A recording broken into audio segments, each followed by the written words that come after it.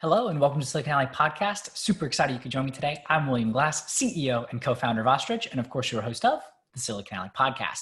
Now, on the Silicon Alley Podcast, I talk to entrepreneurs and top performers to understand what it truly takes to grow and scale a business. You get actionable advice that you can apply in your own business and life. Now, on today's episode, I sit down with Deric Cahill, a chocolate entrepreneur, sales leader, and co-host of a podcast called Poverty-stricken. Now, before I jump into Deric's full bio and what you can expect on today's episode, if you've not already, please subscribe and follow the Silicon Alley Podcast so you get notified when a new episode drops every Friday. And of course, if you hear something that you like, be sure to share the podcast with others on social media, text, email, or however you prefer. Now, today's guest, Deric Cahill, is a husband, father, career sales professional, and serial entrepreneur. He currently serves as vice president of sales at a global technology firm, co-hosts a personal development podcast, and is the co-founder of Wicked Bold Chocolate. Deric has a passion for helping people realize their potential, and he strongly believes that action is the key to everything. Deric has an incredible story of overcoming a tough childhood and working through the challenges of having parents with substance abuse problems, and to ultimately now finding his purpose and what really drives him. So without further ado, I hope that you enjoyed today's high energy episode of the Silicon Alley Podcast with Deric Cahill. You got no time to waste, but still you hesitate. Caught in a circle saying, I'll never leave this place. Deric, welcome to the Silicon Alley Podcast. Super excited to have you on, man. Yeah, thanks for having me, man. Yeah, absolutely. And I'm excited. So I got to have the pleasure of sitting down with your partner, Austin Walker, on the Poverty-stricken podcast. But you've got a different story than Austin. So I'm excited to jump into that and some of your experience with entrepreneurship. So yeah, you guys are doing some good things. So happy that we can sit down. Looking forward to it. Austin's definitely the better half. I think he helps ground me quite a bit. So yeah, I'm excited to be here, man. Yeah. Well, we'll let the audience decide. We can drop a poll. We'll have to do a poll after this. Exactly. So Deric, let's take a step back. I'd like to learn a little bit more about you and sort of your early career. You've done a number of things in terms of entrepreneurship, starting different businesses. So talk to me a little bit about like your journey of how you've gotten to where you are today. Yeah, man, big question. So I turned 32 this year, and I've done just a lot, right? So if I go back to being 12, I had a paper route. So I've been working and grinding since I was like a kid, right? And it's funny, my son's about to turn 11. I need to get him a job. But yeah, I think it comes from, some of my personal background. I was raised in a family that didn't have a lot. Both of my parents struggled with addiction and just dependency problems. So I think at an early age, it's funny, back then it was painful, but as I reflect back on it now, it was a privilege to grow up like that because it enabled me to push for the things that I wanted and mold me into who I am today. So, back then, 12, 13 to like 20 something, I had no idea who I was, what I stood for. But it's that Steve Jobs quote, you can't connect the dots looking forward, you can only connect them looking backwards. So, I think that's what puts me in the position I'm in now, which is I always wanted more. I was always fighting for more. I was always leading whatever I was involved in, even if I didn't realize I was leading it at the time. So I can like something silly as video games. If I played a video game online, I was always the leader of the team. And I can only connect that now looking back. That's like, wow, that was like so ingrained in me. But my career, like my profession, got started in sales when I was 18, and that was in lieu of going to college because I had no idea about school. Again, comment on the parents, but so I got into sales and I got started in door to door in Florida. So I sold CenturyLink. Oh yeah, man, it was definitely tough, but it was also, it's a gritty job. You get told no a lot, so I think it just adds to kind of the flair that I picked up along the way. But from door-to-door sales, I jumped into various retail jobs where I was selling like cell phones. I was launching wireless divisions. And my first entrepreneurial venture was actually like a car detailing company that I did for like 6 months with a buddy of ours. We got a couple commercial clients. It was called To The T Automotive Detailing. It's not enough to make it to the LinkedIn profile, but it was kind of my first venture in making something for myself. But after about 6 or 7 years in sales, I was at Verizon. I'd been there for about 4 years, and that quest for more started bubbling back up in me Okay. I'm sure that a lot of entrepreneurs have the same kind of background of like, they wanted to do a lot, but I don't have the money. I don't have the network. I don't have the expertise. That was me. Yeah. And at Verizon, I just saw this need for more customer service. So I had no money, man. I had maybe like a few $1,000s. My wife, or my then fiance, was pregnant. I had a 5-year-old or a 6-year-old, and I just quit my job because I couldn't take it anymore. I don't know if you're familiar with the feeling, but I had a feeling I can't describe of just I couldn't work anymore for what I was doing. And I took $200, got business cards. I got a shirt made on Vistaprint, and I just started slinging cards out to local retailers, man. And built it into something pretty cool. It didn't turn into what I wanted it to turn into, but that's one of the great things about being an entrepreneur. Sometimes you fail and you go to the next thing. And, I closed that out and started my career at Gartner. And, I've started a few things since then, but I'll stop there. I've talked for a hot minute, so I'll give it back to you in a moment. No, that's really interesting. And, having this drive, like you said, to sort of lead and be in the driver's seat, it sounds like, of not only your own life, but sort of whatever venture that you're working on, whether it was video games or car detailing or whatever. How is that, where did that really come about? Like, it sounds like it came from childhood, but like, what really triggered that as you look back and reflect?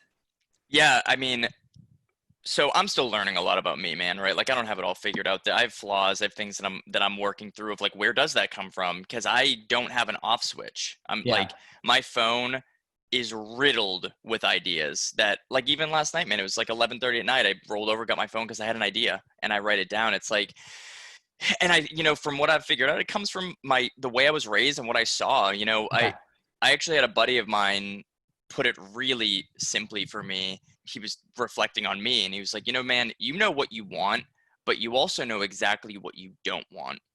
And I think that's the blessing and a curse that I come with, is that I've seen things that I never want to see again. I've seen poverty, and I've seen what it's like to struggle, and I've seen what a poor family construct looks like. And I know that, so with that said, there's also maybe I'm the exception to the rule, because I know that it's not 100% of the time people that come from that kind of background are able to build themselves up and do something about it. So obviously it's something deeper in me, but it's just this quest for more, man. Like, I just want more for me. And until I get it, which is not defined, which means I'm not turning off anytime soon. It's just, it's a really indescribable feeling, man. Because it applies to everything in my life. It's not just entrepreneurship. It's the way I raise my kids. It's the way I perform my work at my day job. It's like, if anyone's going to make it happen, it's me. And it's to the core. Now, I love that. And thinking about like your decision-making process, this drive for more, what was it like to quit your job when you said fiance's pregnant, you've got a 5-year-old, and you just quit? Like, what? And I can relate to that feeling myself. And when you hit a point where it's like, I've got to do this thing for me. But can you describe what that feeling's like and how you made that decision? Because on the outside looking in, a lot of people are like, it doesn't make a lot of sense. But, I'd love to hear what that feeling is. Well, that's the thing, man. And this is, again, something I've learned just recently. Like, this, who I am, doesn't make a lot of sense to a lot of people. And I'm sure it's the same way for you. It's like, how do you do that? How are you on all that? Like, that drive isn't normal. I don't think, anyways.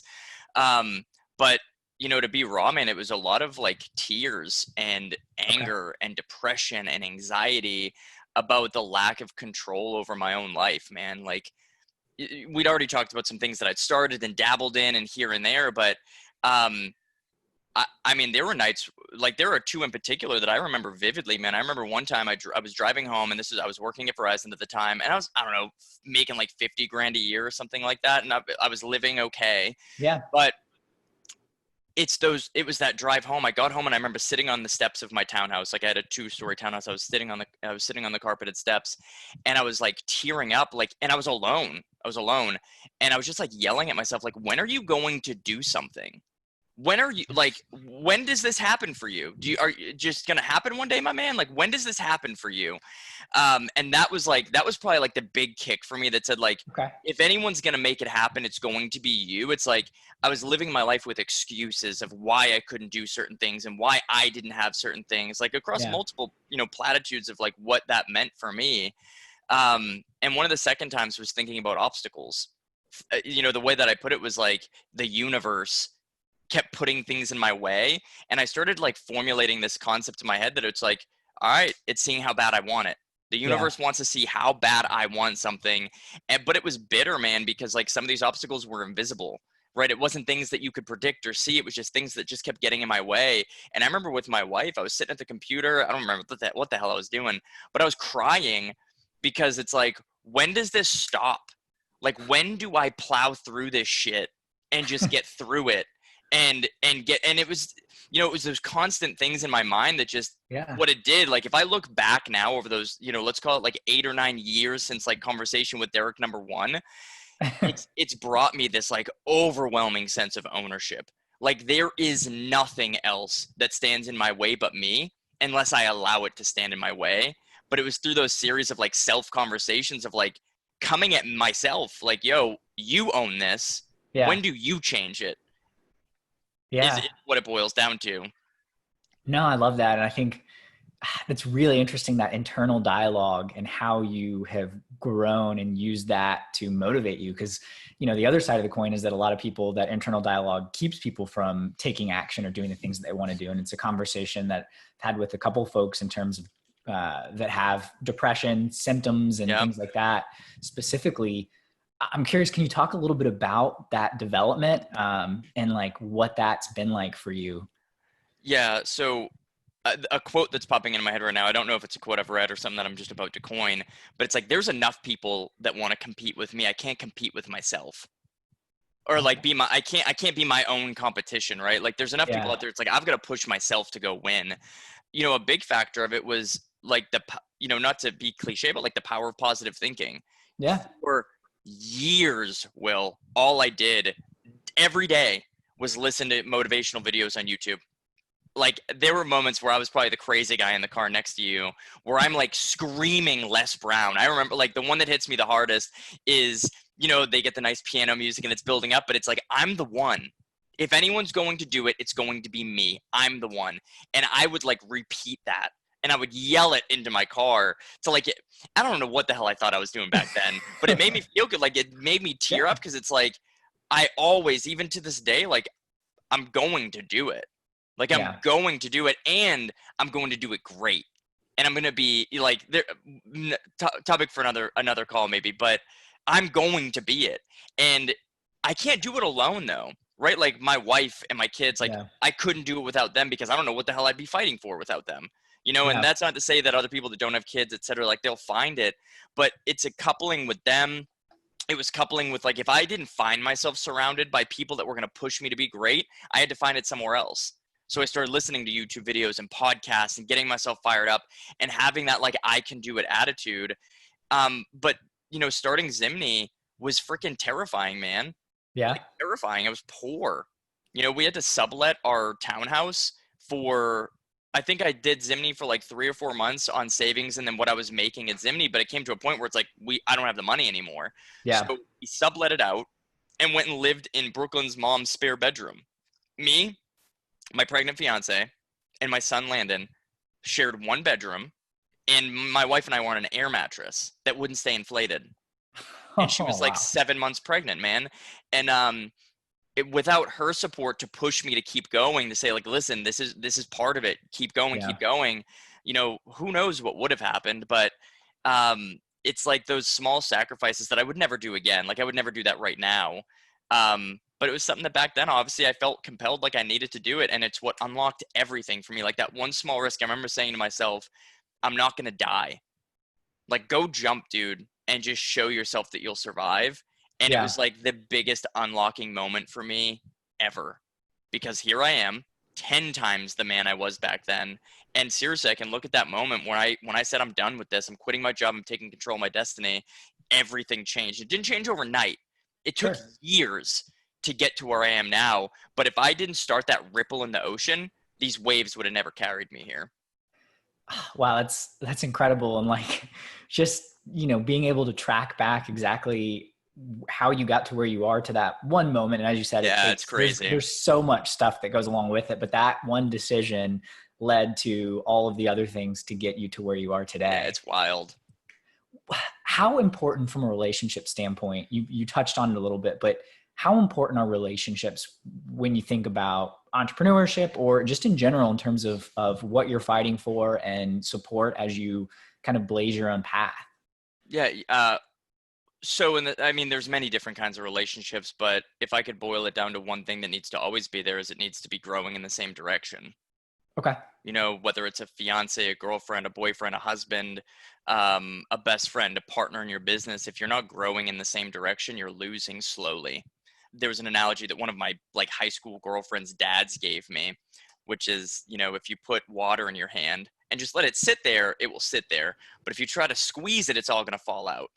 Right. So it's you've got to be in a partnership with your people when you're moving forward that says our vision is the same. Yeah. Right. Our attitudes have to be somewhat the same. And, the one final piece for me anyways is something that I've always lived by, but Will Smith put it into words is it's not my job to make someone happy. They've got to be happy. And then I will be happy and we will come together and be happy together. Because you can't win without happiness. It's just, you can't afford to not be happy, because when you're not happy, you're not going to work your best. And when you don't work your best, it's too slow for me. Yeah. That's interesting. I haven't heard that Will Smith quote. So thanks for sharing that one. It's a good one. Yeah. Very good one. So talk to me about how Zimney and that experience led you down the path to where you are today. Cause you've got a couple of different ventures that you're working on while, having a full-time job at Gartner, leading teams. So would love to kind of walk us through that next sort of phase and where you are today. Yeah, I think I can probably be super simple about what Zimney gave me is just the belief that I can do absolutely anything. There is nothing I can't do.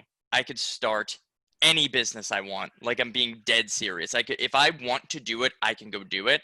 And I think what I've mastered, and it's so cool even being able to use that word now, what I've mastered is being able to start with version 0.1, right? I know that I don't need $150K in capital to start anything I want. I can start it with $100 if I want to, because I know at the end of the day, what all businesses come down to is, can you sell it? Period. And you don't need to have some built out program. You don't need to have the fully operational anything. Get a few early customers and even show yourself that you can do it. Because if you can't get to that point, what the hell are you going to raise money for? Yeah, I love that. It's, you put that super simply. I've heard it as a process of building conviction whenever you're trying to sell anything. And the first person you've got to have conviction behind is yourself and what you're selling, what you're building, what you're doing. So yeah, I love that. So after Zimney, Gartner, right? You ended up at Gartner. Yep. Talk to me about that experience and how that has led to relationships, it looks like, that have led you to some of these other ventures with Wicked Bold and Perpenticity. Talk to me a little bit about that. So that move from being an entrepreneur going back into the workforce was another kind of tough moment for me, because at the time I actually had an investor that wanted to buy into Zimney and help me keep scaling it. But the way that they wanted to structure it didn't sit real well with me. They wanted to more or less buy it and keep me as a GM and give me a salary. And that that's just not what I wanted to do. But it was still a tough choice. I was like, damn, I've built something that someone wants to buy and have me manage. Or I had this opportunity to join a company like Gartner that had name recognition and I knew would be a good catapult for me. My brother actually helped me make that decision. He was like, dude, go get into the corporation and grow. You're going to skyrocket within there. And, who the hell knew that within 4 years I'd be where I am now. But it was a really good decision for me. And it was contributed by the fact that my wife was about to give birth. So I needed some stability. But no, man, even that itself, some people might look at a knock, oh, you go from being an entrepreneur to getting a job again. And I didn't look at it like that by any means. You have phases in your life, man, seasons. And I entered a season where I needed to go back to work for a little bit. And, I worked for 2.5 years with no ventures, no side hustles. And my wife started nudging me and she's like, yo, you're losing your edge a little bit. I was, you're getting comfortable. So when we moved to Texas last year, we had always dabbled in this chocolate idea. But it's kind of expensive to get into that. It was $1,000, right? To start it for the most part. And when we were moving, we were like, let's do it. So, but it was that like spark of like, I needed something for myself again. Like I needed to go feel and stretch and grow again. Yeah. So, my wife and I started just whipping up chocolate in our kitchen, and it took us like 6 months to get it right, but we just kept at it. We almost quit because it's a pain in the ass to like temper chocolate appropriately. But we just kept going and made delicious chocolate. And now, here we are now, where this goes back to like the bootstrapping thing of like, could we use an investment? And do I think it would go to good use? Yeah. But until I get to that point, we're hustling, man. Like Yeah. you should see our setup for chocolate. Like we tape ice to the bottom of a table to temper it. Like we're started from the bottom. Now we're here. And it's cool. It's cool to see what we're making. Like we're in stores now, we're selling it online. So it's like, we're making these slow incremental moves. And even like, not to like toot a horn or anything, but I could put some money into this business, but it's like, why? We're doing it right now. So it's like, I want to prove that you could start a company with $500 and give it no more money and grow it into something cool. Like next year, we'll probably do $100,000 in chocolate sales. And we started with $500. Wow. Right. So now your second question was like relationships that I grew through this period and what it's led to. And it's the same thing. Like Austin and I with Perpenticity, I feel like, we met when I first joined Gardner, and we were always the people on that team that would push one another. Okay. Right. Like healthily push, right? If he got a meeting, I wanted to get 2. If he sold, growth within his accounts, I wanted to sell even more than that. And we were always like this cyclical, we were always beating each other by a few $1,000s at a time. And it was really, really cool. But we were both on this kind of same life journey. Like, what do we stand for? What's our purpose? What are we here for? And, we separated for a couple of years where we didn't talk too much, but what kind of brought that back to life was, funny enough, is I was going to have a sales manager opening that I needed filled, and I was trying to like prospect into him. I wanted him to come join my team. But, at his period of life, he was kind of getting disillusioned with what he was doing and was finding clarity with what he wanted to do next. And so was I. Yeah. So like it kind of fostered, like it just started with a friend was calling a friend, and we had a couple conversations that were lasting 60 minutes, hour and a half. And I ultimately said to him, I was like, dude, let's start a podcast and talk about this, because I'm sure that other people, A, have struggled with stuff that we've struggled with, but B, are struggling with stuff right this second that you and I have already kind of unlocked. How can we share that perspective with other people? And obviously now we're going on to episode 14. Yeah, that's awesome. And I love that. I love that story, and both of them in particular.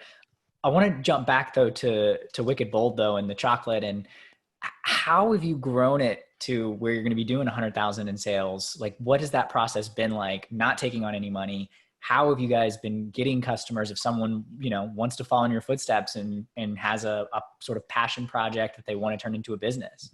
Yeah. So like overwhelming belief in what you're doing is number one.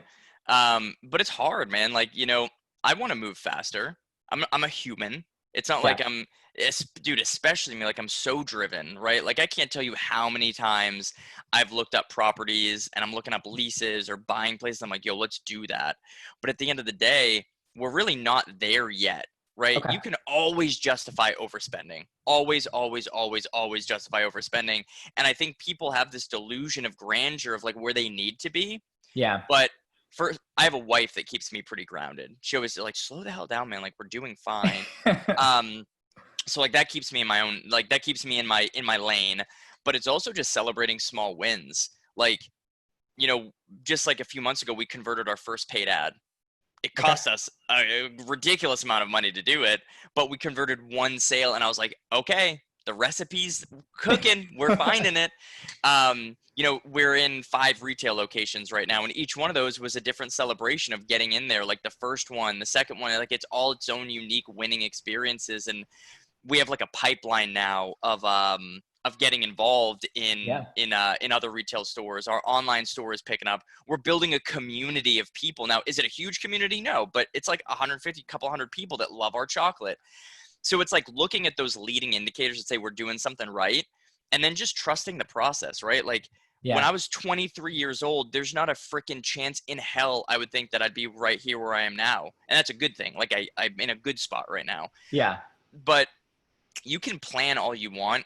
It's harder to just simply execute and execute flawlessly. So like we do farmers markets. Like let me zoom in and give like one cool learning that I've had. In last October, November, we finally got our chocolate formula right. Okay. Jumped into farmers markets. We started selling it. We had 2 really good farmers markets. Deric, the let's move fast and break shit, was like, yo, let's stop doing farmers markets. That's small time. That's for little local people. Let's go launch e-commerce. And we did, and it was cool. Like, we're growing double digit month over month e-commerce, but then COVID hit. Yeah. And that, not only did that slow us down, but then also the summertime hit, and summertime's not good for chocolate. But I found myself coming full circle. We went and did another farmer's market in May, and now I had like a new sense of appreciation for selling face to face with people, because I got to like talk to them about our chocolate and introduce them to my kids and my wife. And it was like this renewed sense of community that I took for granted at first. Yeah. I saw that pop off and I was like, oh, next stop, billionaire, right? Yeah. Instead of next stop, great community, right? Yeah. So it's like, for me, you know, if I were to give advice to someone that wants to start something small, yeah, do just that. Start it small. Build yourself a small community. Celebrate 10 people. Figure out how to get to 15. Figure out how to get to 20. Don't figure out how to go from 10 to 70 million and taking over Apple. You know, like, that's just, it's not realistic. And what people do is talk themselves out of being successful that way. Because when you start thinking about, oh, I need $1 million in capital, now that starts getting further and further away, and you start thinking your idea is shit. Yeah. Versus if you just take it slow and start building your own capital, you get there a little, you know, slower, but more organically, and you get there. No, I think that's an important point that you bring up, right? Like, being able to go deep with customers is huge, especially early on, right? Who are going to be the ones that are going to advocate for you, right? It's going to come from those early adopters, those early customers, the people that met your wife and kids and see the family venture that's behind it. Like, that's what's going to stick when they go recommend it to their friends and family at Christmas and buy gifts or whatever. And that's another small win to measure. I remember our first referral chocolate sale that we kept waiting. One of the big things for us is like, yo, I want to sell chocolate to someone we don't know. Yeah. Because the orders were coming in from friends and family and, you know, farmers markets, and then repeat orders, friends, families, farmers markets. But I hadn't shipped out a box of chocolate to a name. I had no idea who it was. And the first time we did that, I was like, okay, this is getting cool. And building relationships with people. Like, I have one lady that texts me for chocolate because she lives here in the local area, but she was our Uber delivery driver. She delivered us Uber food. And of course I tipped her, but in addition to tipping her, I gave her a couple bags of chocolate. You know, it was in the thick of COVID. And I was like, hey, let's spread some cheer. And she messaged me the next day and bought like $40 worth of chocolate. We give chocolate to our trash guys. We give chocolate to the paper, you know, everyone that we come into contact with, we just give them chocolate. And it's just like, you know, that costs us money, right? It's a marketing expense, but it's like, why not? We did a marketing campaign in Texas where it was just free chocolate. Just literally shoot us a message and I'm going to give you free chocolate. Because it's like, what else am I going to do? Right? Yeah. I don't have contacts to get into Whole Foods or the production capacity to get into Whole Foods. I can't get us into these big retailers. What can I do though? So it's all about like, what can I control? What can I go do? I love that. And there's that kind of that mentality of give first, right? You know, give to others, and you know, that's the product. That's what you have. You don't have a bunch of money to go spend on X, Y, and Z, but hey, I've got the chocolate and we're confident in the product. We know people are going to like it and it's going to spread cheer, and why not? So I love that approach. I think it's super, super powerful. So where do you see Wicked Bold? I guess I don't want to, I don't want to catch you there, but like now when you think about what you've just talked about in terms of not thinking about being a $1 billion company in 2 years, like how do you envision, or how are you guys working on building the brand right now in the midst of COVID? Yeah, no, I'm going to be super duper clear. We're going to be $1 billion company in 2 years. No, when I say, oh, dude, of course I think about it, because I wouldn't be me if I didn't. How do you advance things if you don't know where it's going, right? Like, sure, this chocolate company, I'm not quitting, and it's going to blow up. Like, period. It's going to. I know it is, because no one's doing what we're doing. You get Hershey's chocolate that's just out there slinging trash. You know, you get those other big chocolate companies out there slinging trash. Their supply chain is trash. They're using child labor, etc. Like trash. And then the other, like, if you look at other like craft chocolate companies, it's good chocolate, but they're not out there trying to build brands and win the hearts and minds of people. They're out there like celebrating where their beans come from, which is cool. Our beans come from the same places. We we don't support child labor. With direct trade, we want to make sure the farmers are getting paid well. You know, it's all that same stuff, but like our focus is people. So like our tagline, eat our chocolate, achieve your dreams. Like that's so rooted in what not only my wife and I stand for, but like it's almost like it could be a brand of perpenticity with how closely aligned the values are. So every month this year, we've donated our profits to local like nonprofits. Like in the month of June, we gave it to the Colin Kaepernick Know Your Rights Foundation. For a couple months, we gave it to this foundation in Dallas called Brian's House, which supports medically underprivileged kids. And like, in addition to just our brand and popping and creating community, like we want to be the company that actually stands up for the shit that we talk about, which is like giving back to people. And it doesn't always have to be monetarily, like starting like me and Brooklyn envision this company turning into a production or a manufacturing company that's run by kids like us when we were growing up, without solid parent figures, without, you know, money, without the next steps mapped out for them, right? We want our company to be made of those people, and we want to be for them what we should have had for us when we were growing up. I think making good chocolate is the second thing that we do. The first thing that we do is help people achieve their dreams and like achieve their like what they're meant to be. Of course, we're working really small right now. It's just the two of us, right? So we're sending that message one person at a time, but we are absolutely going to blow this out of the water, dude. Like, absolutely. Now, this is the part where, like, could I use some capital to get that message to go a little bit faster? Sure. But no one's going to beat me there because no one can duplicate our authenticity. That shit's ours. You can't take that. Can you go make a rival chocolate? Sure. Good luck getting people to buy that instead of what we sell, period. Deric, I love it. I mean, I can hear the passion, and obviously the purpose. Like you said, it could almost, your tagline almost lines up exactly with perpenticity, and tying it all into what you stand for and what's important to you, I think is absolutely crucial. It's what sets the brand apart from, as you said, everything else out there. It's the biggest piece of advice I could give anyone out there that's trying to figure out what to do, is center everything in your life around what you believe in. There's not a thing I do right now or give my time to that isn't super centered on what I stand for. And I know that might be 2.0, like, all right, first step, what the hell do you stand for? Yeah. But when you can find what you stand for, do not lower the standard of what you'll go do. Everything I do is rooted in purpose and authenticity and giving back to the underprivileged kids that I used to be. Yeah. And you can see that through chocolate. You can see that through purpose. You can see it the way I lead my teams at Gartner, right? Like every piece of what I put out there is centered around that. And it makes it easy to be alive. Yeah, no, absolutely. Yeah. When everything's aligned with what you believe in, it definitely makes things easier. So talk to me about perpenticity now. I want to focus a little bit on that. How has that experience been building up the podcast with Austin, starting off with just, conversations that you guys are having and saying, let's turn this thing into a podcast? Talk to me about what that's been like. Honestly, like the same as it's been for Wicked Bold. Like It's the same formula. It's find out what works, and then just do the shit out of it. Like just keep doing what works. And it's the same thing. Perpenticity is on the brink-ish of becoming a little bit business-like, right? Okay. Where, we just invested to get a logo done up that hopefully we'll be unveiling in the next couple of weeks. So like we're taking those small steps, but it's still rooted in like, what's the core focus? The core focus is delivering a message at scale that will help people be great. Yeah. Anything outside of that scope, we don't do. And the other thing is like, all we need to do is be great with our voices. We were talking the other day about like a website, and it's exciting. Do I want one? Sure. But we don't need one. Right? Like, why are we going to spend money on a website that people can get our content from Spotify right now or iTunes right now? Like, we just don't need it. And I get it's cool.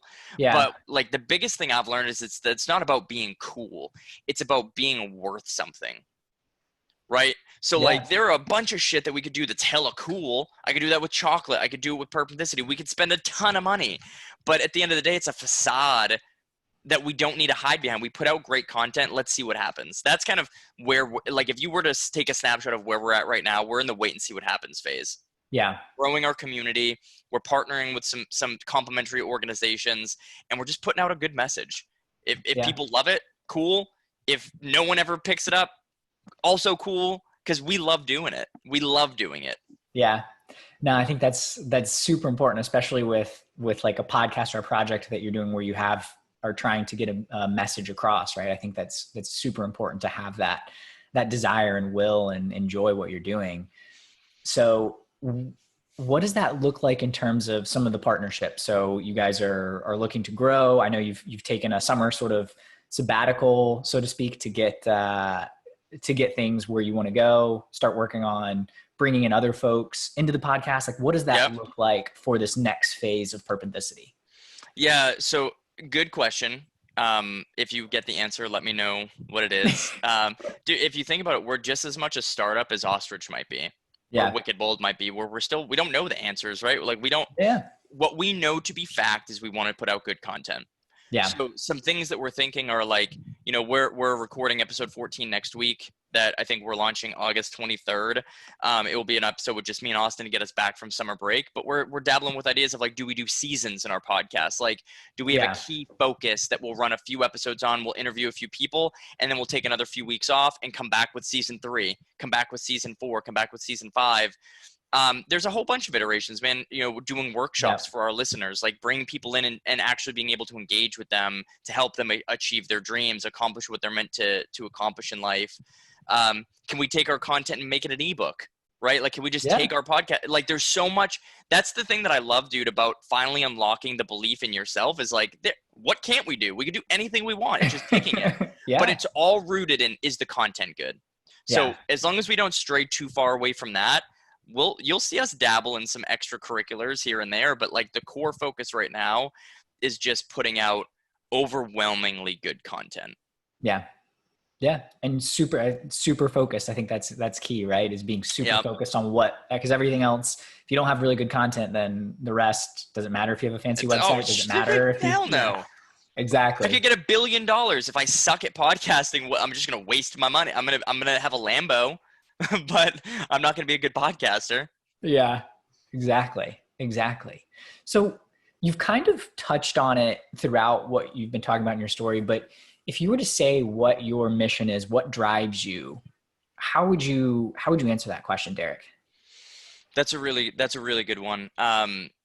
So I think first I can define me, and it's kind of like these pictures behind me a little bit, right? Like, that's why they're behind me. So this Michael Jordan quote, this is my newest one. It says, some people want it to happen, some people wish it would happen, and other people make it happen.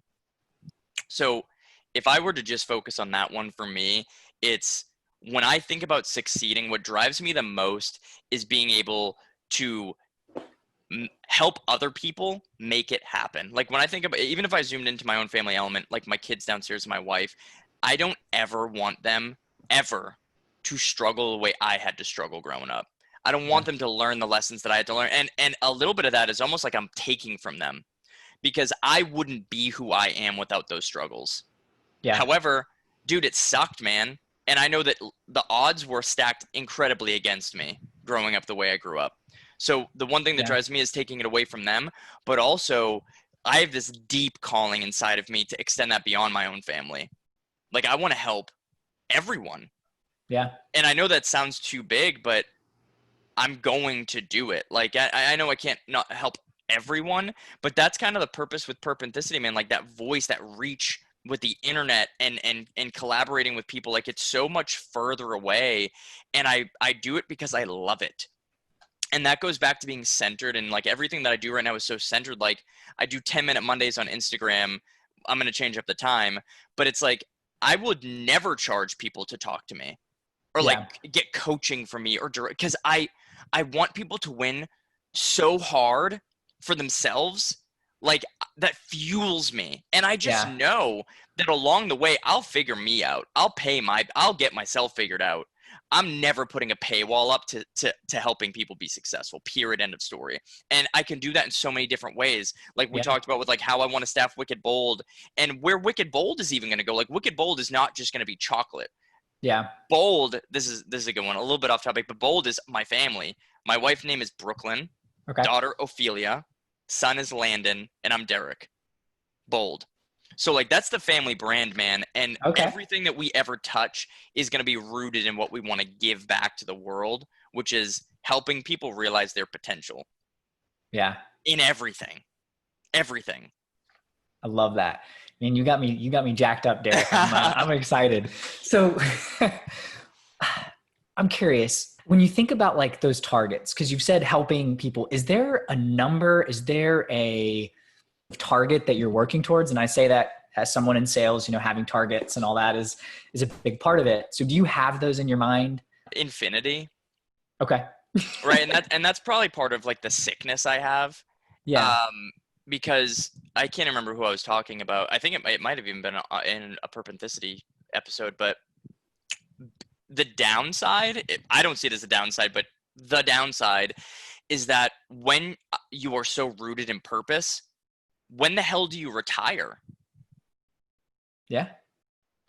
When do I stop doing what I'm put on this earth to do? And the answer is I don't. Now, the mission here, like if I were to obviously segment that down a little bit more realistically, my mission is to produce more of me so that mission and journey lives way beyond me. Yeah. Landon and Ophelia and their friends and the people that I can influence, throughout life, will they carry that torch for me?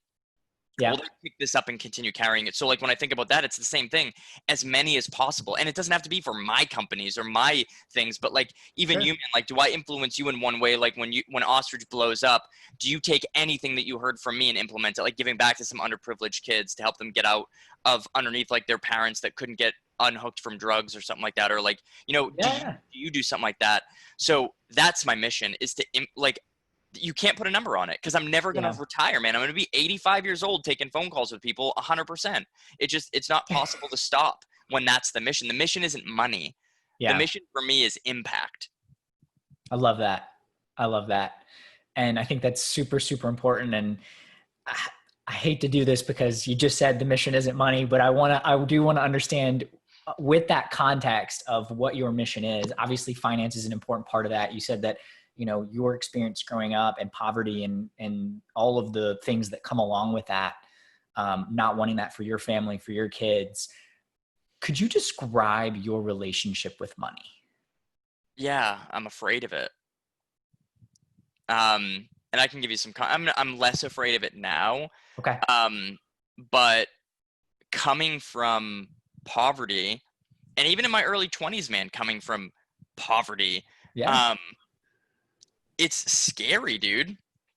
So when you start building for yourself, like the last, 5-6 years, like I've built for myself, and it's always lurking like, but is that poverty right around the corner again though? So it creates this very unhealthy relationship with money. Like you feel like I feel like I have to accumulate it.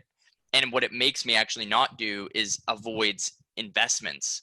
Okay. Because if I invest it, that's risky. Now I've gotten a little bit better with that over the last couple of years, but I definitely have my scars and my unhealthy aspects of like how I think about money. I'll stop there. That's I think my starting point. Yeah, no, it's interesting that you say that, because you quit your job when you had pregnant fiance and a child, and with $100 to go start a business, and you made it happen. So like, it's interesting that you say that you're afraid, because coming from a slightly different situation where, we weren't rich by any imaginations, but did I struggle or never ever wonder where the next meal is going to come from? No, I never experienced that. But that is scary from that perspective as well, thinking like, being in that situation without anything. So it's interesting that you say afraid, because some of the things that you've done are almost fearless from the outside looking in. Yeah, man, I get it. It's a weird shift. And some of it comes with just as I've gotten older, I've obviously I've gotten a little bit more risk averse with my own money. But, to paint the picture, when I quit Zimney, I was relatively still not doing well. Like I was living paycheck to paycheck. So like the risk back then didn't feel as big as a risk now. Like I would have never quit my job to go start something with $100. Like I would never do that. But it's also because I've acquired a lot more things now. Like, when I quit my job to start Zimney, I was renting a townhouse. Like there was no long-term obligation for me. My son wasn't in school. My daughter I didn't have a daughter back then. So like it's different elements, and it's probably two sides of the same coin. But now when I think about it, it's like, as you grow older and you're fortunate enough to build a little bit of a nest egg and get your house, and you definitely don't want to lose it. And it's almost like countered for me a little bit where, and I'm not terrified, right? Like I make investments and stuff like that, but as you grow, for me anyways, that pendulum of fear kind of gets closer with you, because it's like, okay, like I'm growing here, like when's this coming, like when it's like it feels like it's coming. So it's like it's a little bit probably just anxiety, if it's anything. Probably, like, it's not rooted in fact by any means. And I think that by this point I'm never going to get, like, dude, what I experienced growing up was the result of drug addiction and alcoholism and mental health problems, none of which I struggle with. So like, it's very irrational for me to say, oh, I could be there, but it's like, I'm not going to be there. I don't do drugs. I don't overly drink. I'm not like manic by any means. So it's like, it's very irrational, but it's still there. It's still there. Yeah, I know. I think it's important to recognize that, because you're right. Like, whether or not you're going to go through that, that's your experience. And so it's carried with you. Yeah. So I guess along those lines, saying that, you made some investments, but you're for the most part, it sounds like you've been pretty conservative, more on the accumulation side. What would you say is the best investment that you've made, Deric? So I have two answers. One is like my big answer, which is me. Yep. Like investing in me 100%. Like I've paid off dividends for my old self. Like I was the best investment I ever made. But in real life, the best investment I ever made was actually just recently, and it's not even a big gain by any means. It was in March I invested in airline stocks, and I doubled my money, and I was like, I'm brilliant. I bought some Spirit, some JetBlue. I bought a couple other things too, and they literally doubled within like 60 days. And I sold it right before they crashed back down. I was like, I'm obviously a savant. I know exactly what I'm doing. So yeah, that's the best like tactical investment I've ever made. So I love that. I actually want to go back to the first one, the you. What specifically is it? The YouTube videos and the power pump up, the motivational speeches that you're listening to in the car, screaming in the car, like what? All of it. What is there anything that sticks out? Yeah, I mean, all of that, man. Like, and I wish I could identify the point where I made that. Actually, let's think here. So I think the big one, a lot of what I come back to is Zimney. And when I quit my job to start Zimney, a lot of that comes from, because that was the biggest investment I've ever made in me. Because I always like pull the curtains as far back as you can, so there's nothing to hide behind. When I quit my job, I was getting up before I quit. I was up at like 4 a.m. listening to like Stanford startups. I don't know if you've never listened to those, go listen to them. They're literally the best freaking things I've ever heard. It's led by Sam Altman from Y Combinator, and he brings in a bunch of co-founders and founders from various startups that probably all of them have since gone out of business, but still, it's good content. Okay. But just that I doubled down on what I thought I was made of, and I put it to the test. So like, if I had never quit Verizon, dude, first, I don't even want to think about where I'd be. I honestly don't even want to think about it, because I would have never challenged myself to see what I was made of. And it took falling apart a couple times to see the pieces that I was made of.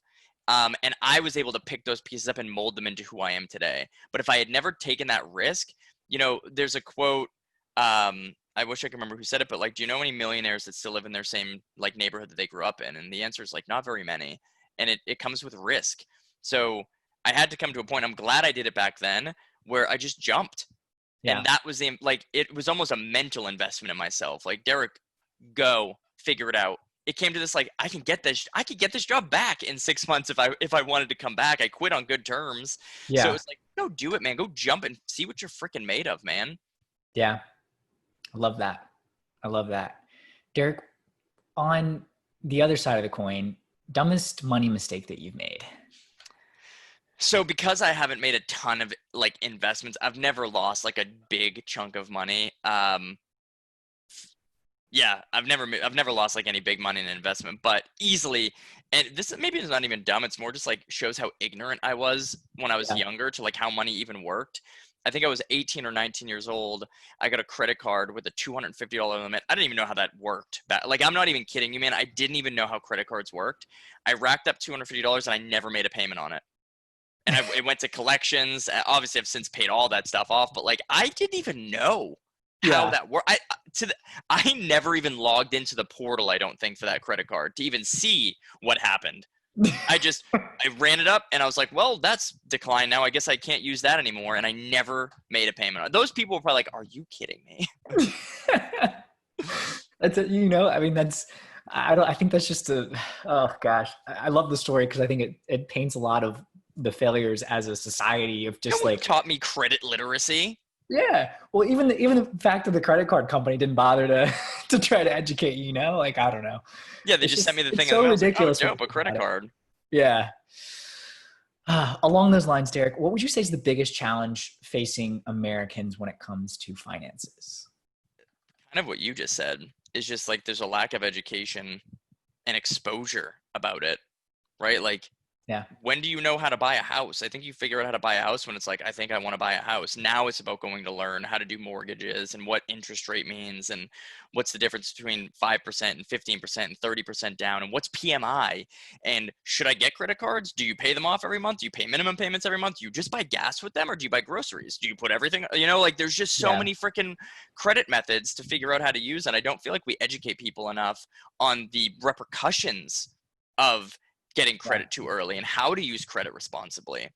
That education piece I think is crucial. And Deric, I want to get your perspective on this. You talked about this on your last episode of Perpenticity. You and Austin had on, and I can't remember his name, but you guys brought on a police officer, African-American police officer, to talk about what's going on in terms of race. I'm just curious because I know that you expressed some strong opinions, which I wholeheartedly believe. But we're facing a lot of challenges, specifically when it comes to people of color. And, you look at economic, as you said, coming from poverty, folks that are in poverty in terms of opportunity. How do we level the playing field and how do we bring more equality to our society? And I'd love your perspective on this. I mean, it's such a big question and such a big problem. And it's so spider-webbed into so many different pieces. Like, for example, I was having a really thoughtful conversation with a really good friend of mine about the Black Lives Matter movement and this defund the police, right? Which there are elements of that I completely agree with. But I think people, and even you can see it on the media, where it's like people take their positions and they're unwilling to move closer to the middle. And I found that some people are arguing about the same friggin' thing and they're just calling it two different things, right? Like, the Black Lives Matter movement is calling it defund the police. I don't know which side to call it, but the side that my buddy was taking was, it's not about defunding the police. It's about, this over-aggression of the police, like this militarized police force. And I was sitting there and hearing it from both angles. I was like, dude, it's the same thing. Like, we have the voice right now, though. Everyone's listening to the Black Lives Matter movement. Defunding the police isn't ridding the police. But isn't there a thoughtful approach that we could take? Maybe we can defund the SWAT teams of the police. Like, can we defund the militarized vehicles of the police? Can we stop giving away military munitions to the police? And it was interesting to see the progress that was made in that one conversation. But I think that's the biggest problem is people aren't communicating with each other. They're communicating in silos. And people are acting out of fear. And I think that's what's leading to some boiling points in the way people react to one another is the fear of like, what's going to be taken from me. I think that if you look at our society and map back some of the decisions that have been made over the last 50, 60, 70, 80 years and can say with a straight face that there aren't racist indications in this country, you are the biggest part of the problem. Like, and I'll give you an example on that. So it's not just some broad statement. When slavery was abolished, all of a sudden the felony thing was written in that said, if you're a felon, you can't vote. If you're a felon, you effectively lose your basic rights. And now let's look at the felony population of the country and how absolutely imbalanced it is from an African-American to a white perspective. Yeah. Right. They absolutely created those segregation.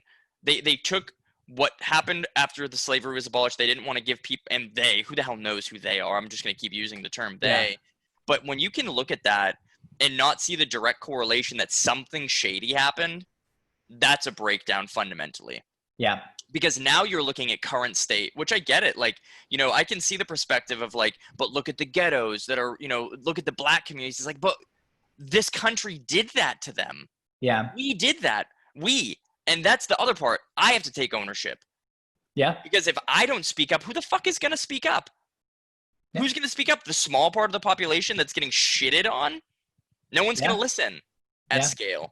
Right. And it is something that I'm really passionate about, because it's unbelievable to me that there can be this level of blatant systemic oppression and people still find ways to talk around it.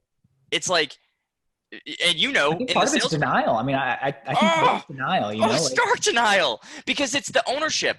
It's the selflessness to just be able to say, you know what, I didn't cause the problem. But it's there. It's like trying to say, like, it's this white. This is the root of it. And this is why it's so bad to have siloed perspectives. It's, I'm white, so I have to protect my whiteness. Oh, I can't say this, like, because then I'm saying I'm bad. It's like, no, you're not saying you're bad. You're saying, like, we fucked up as a country, and now we have to come together and fix it. But the more perpetuated these conversations get in regard to, like, one way versus the other versus everything fine versus nothing's going to change, man. We're going to be a country that crumbles under the pressure of what we need to see happen. And that's not going to be good by any means. Yeah. No, I think you hit on a lot of really good points there, and I completely agree. And I think the economic factor and economic opportunity in particular to me, and that's part of the reason why ostrich is so important, is a big part of that. Like if you look at societies in the past, when large inequality happens, that's when democracies, when things essentially flip over, because you end up with such a small percentage of the population that controls the wealth and doesn't help other people. And we've kind of built that in, and a lot of that has to do along the race lines. It's so interwoven though. It's literally in the fabric of our society, because there's no law that says, hey, put all black people in jail, that you can just take out of a law book. It's these little intricacies that have been woven in throughout time that makes it so difficult to find the solution. Yep.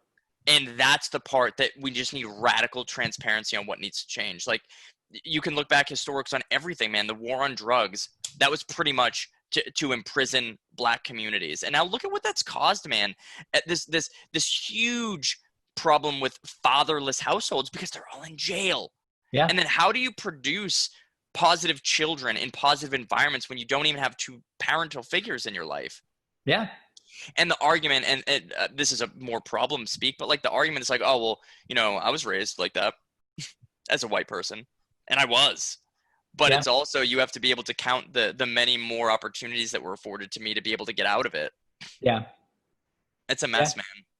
It is. And I think part of it is starting to have these conversations, because, you know, I was very blind to a lot of this stuff until very recently. And that's on me.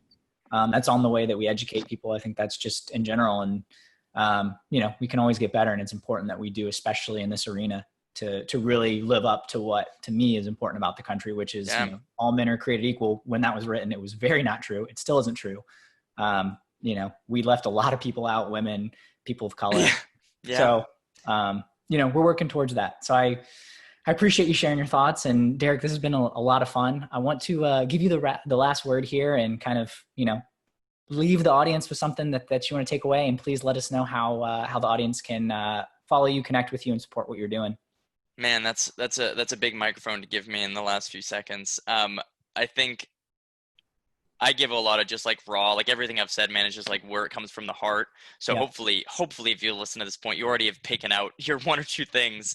But it's just, if I could give anyone anything, it's believe in yourself, and not just simply believe in yourself, do something to believe in yourself. If that statement right now sounds too big, then start by listening to some motivational stuff. You know, start by listening to Perpenticity, listen to Les Brown, listen to Eric Thomas, just scream into your ear that you're great, because we only have this much time. And for those not watching the video, my two fingers are very close to each other. You have very little time on the planet to get done what you need to get done. And one of my favorite quotes from Les Brown is, the richest place on the planet is the graveyard, because it's where all the ideas that never happened are buried. There's nothing special about me. Zero. Like, do I have a little bit of a go-getter attitude? And am I almost like aggressively focused on the future to a fault? Yes. But I don't have like any crazy brain that has better ideas. I started a chocolate company. Like, go start a chocolate company. I will call me. I will show you the machines to buy. You'll spend under $1,000. Go start a chocolate company, right? But just believe in yourself, because as soon as you believe in yourself, anything's possible. That's what I'd want to leave people with. They can connect with me on Instagram. I think it's Deric_Cahill. They'll have to look at this to see how to spell the name right. I'll put it in the show notes. Yeah. And then of course, Purpothicity. Like, this is literally a Purpothicity episode for me. It's just speaking my heart, my mind, and what I believe is possible in the world. And, follow along, because it's going to change the world.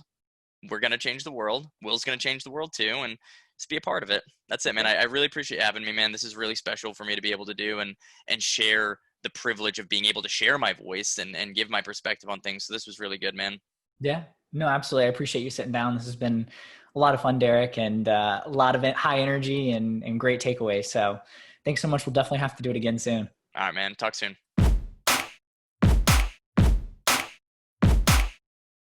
That's it for today's episode of the Silicon Alley podcast. I hope that you enjoyed the conversation with Deric Cahill. Deric is an awesome guy driven to make his dreams come true. So please let me and Deric know what you thought of today's episode via social media, or leave a review on iTunes calling out this episode. And be sure to share the episode with others in your network who you think would also enjoy it. That's it for today's episode. I'm William Glass, CEO and co-founder of Ostrich, and of course your host of the Silicon Alley podcast. Have a fantastic day. You got no time to waste, but still you hesitate. Caught in